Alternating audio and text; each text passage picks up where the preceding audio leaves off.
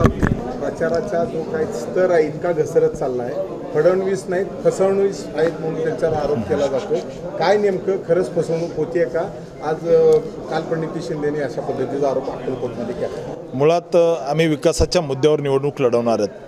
सोलापूरच्या युवकाला सोलापूरमध्ये हाताला काम भेटलं पाहिजे, सोलापूरमध्ये उद्योग आले पाहिजे, सोलापूरचं विमानतळ आंतरराष्ट्रीय झालं पाहिजे, सोलापूरमध्ये त्या ठिकाणी प्रत्येकाच्या घरामध्ये पाणी आलं पाहिजे म्हणून मोदीजीने 650 कोटी दिले.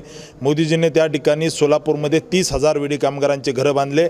या सगळ्या प्रश्नाला उत्तरं द्यायला त्यांच्याकडे मुद्दे नाहीत म्हणून आमच्या नेत्यावरती खालच्या भाषेमध्ये टीका करतायत.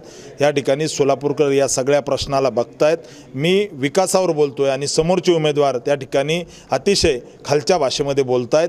त्यामुळे सोलापूरकरांना विकास पाहिजे, हाताला काम पाहिजे, उद्योग आले पाहिजे, सोलापूरचं विमानतळ सुरू झालं पाहिजे, सोलापूरमध्ये IT पार्क आलं पाहिजे आणि या सगळ्या मुद्द्याला सोडून आम्ही कुठल्याही वेगळ्या भाषेमध्ये बोलणार नाही.